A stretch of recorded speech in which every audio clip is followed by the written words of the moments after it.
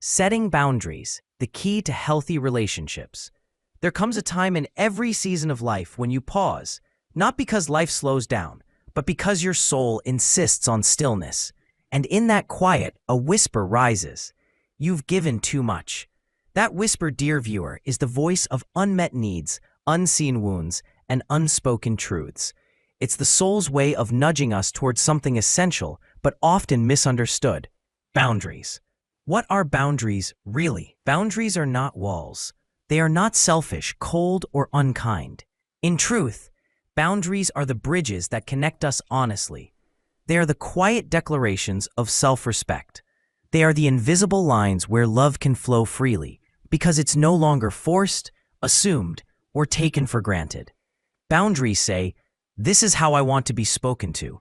This is what I can give right now, and no more.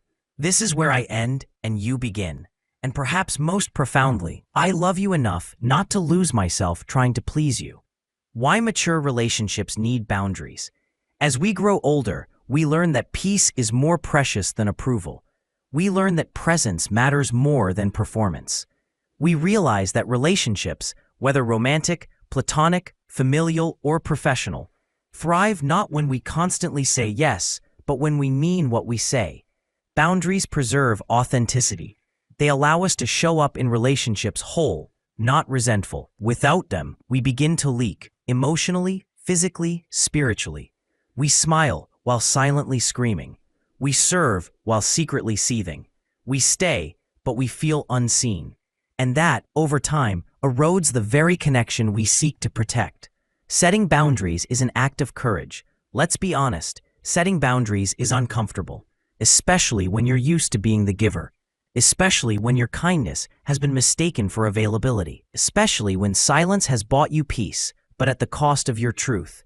But maturity teaches us that discomfort is not the enemy. Disconnection from self is.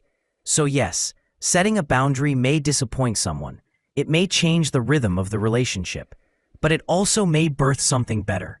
Mutual respect, deeper intimacy, honest dialogue.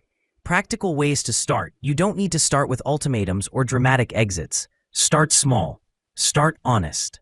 Check in with yourself first. Ask, what drains me? What feels heavy? Where do I feel overextended? Communicate clearly and calmly. I won't be available after 8 p.m. for work calls. I'd appreciate if we could speak respectfully, even when we disagree. I need some time to recharge. I'm not ignoring you. Hold your boundary with consistency. Boundaries without follow-through are suggestions, not standards, and over time, they create confusion instead of clarity. Practice self-compassion. You won't always get it right. That's okay. Growth is messy, but every time you honor your needs, you strengthen your emotional muscles. A final word: boundaries are not just about protecting your energy, they're about preserving your dignity. They are how we teach others how to love us, and how we remind ourselves that we are worthy of love that doesn't require us to disappear in the process.